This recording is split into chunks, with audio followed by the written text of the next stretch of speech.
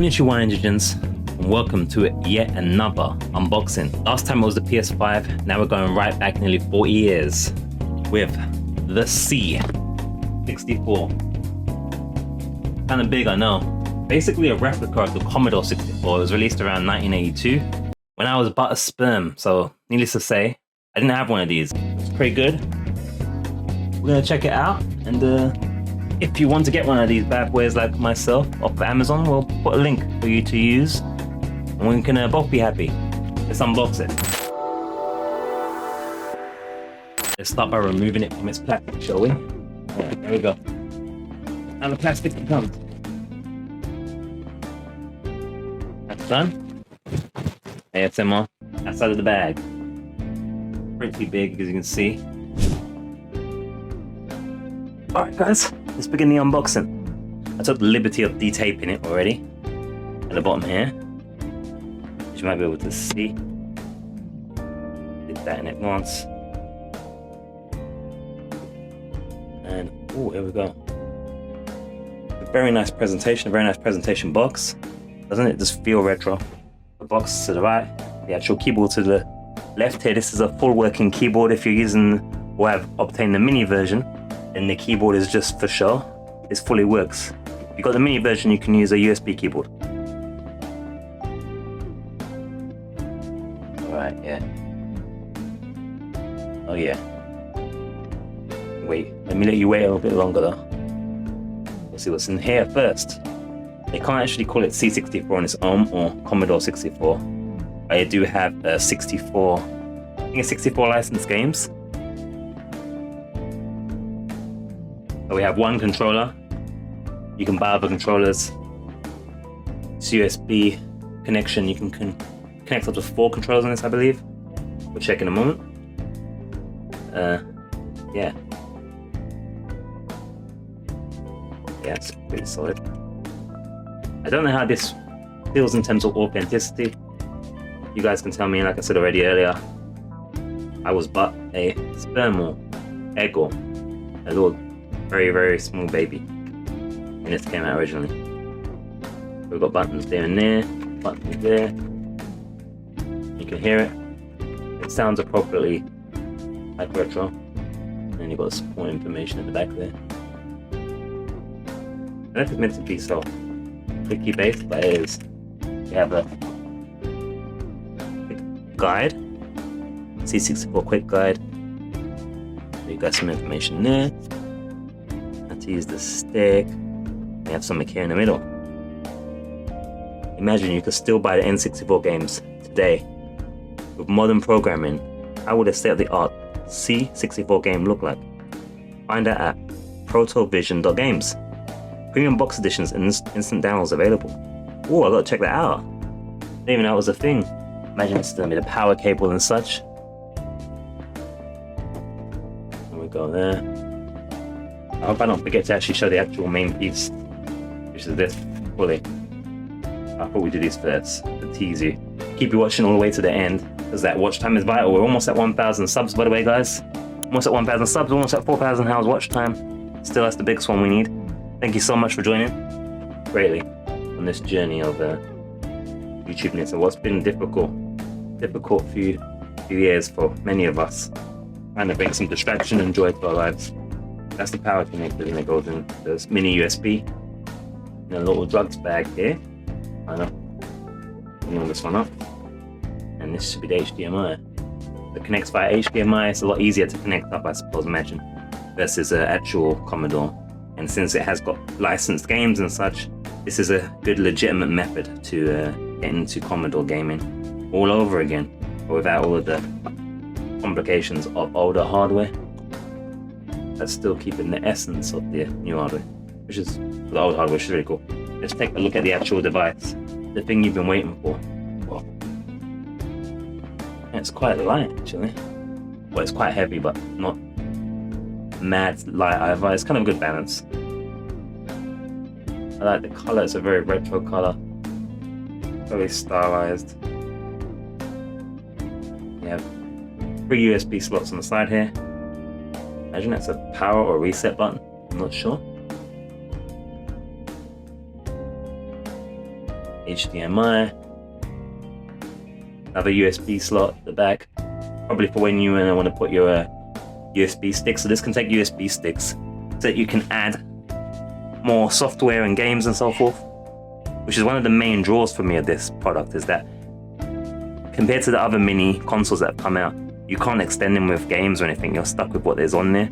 This has 64 games, plus you're able to put your own in many compatible formats, which is really cool. So yeah, your power goes in there, HDMI, another USB slot, slide there.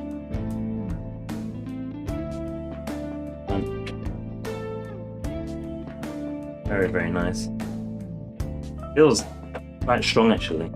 And the keys, they actually feel like an old school keyboard, I feel, actually. And there's a little power indicator there as well. Probably now switch to a scene of it all connected up. Yeah, we'll take a brief look. I'm sweating. The controller's there, you can see the power's on, hopefully. Just about getting focus.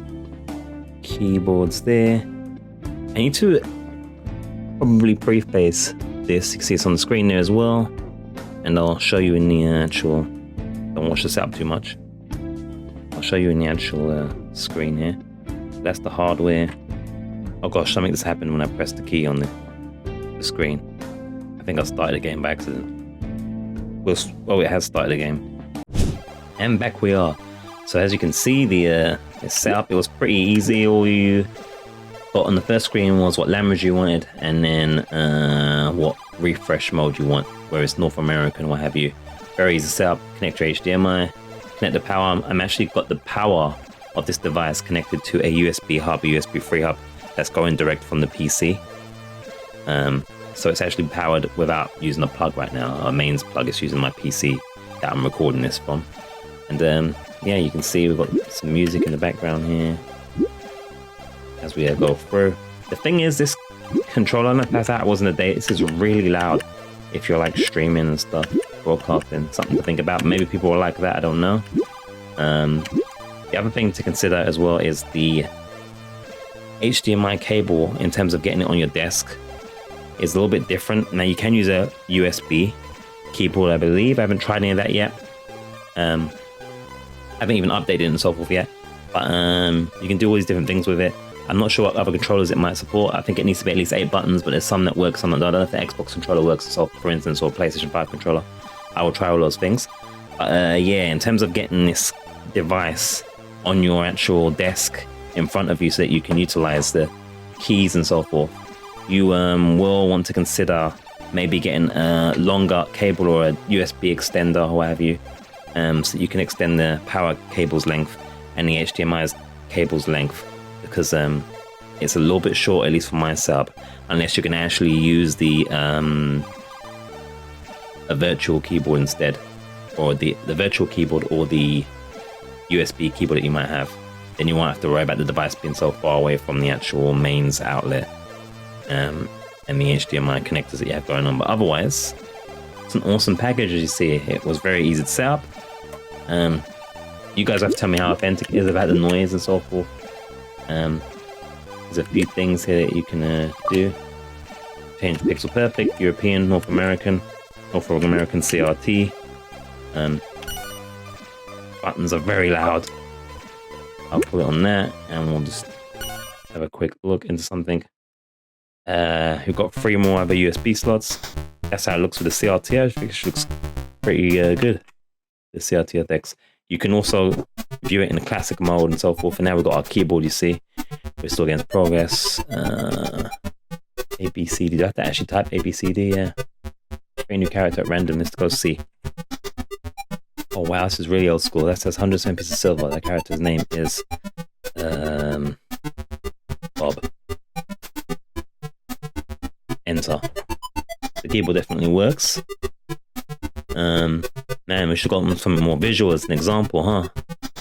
But you get the idea, I think. I'm going to press my back button here. The back button's going to be this one here, with the little lines. And then these buttons will be like your yes. And then you can just go to exit the game here. And we've got something more visual. Maybe I can just use this one as an example. And we'll get to test and see how loud it sounds and stuff. Joystick is good.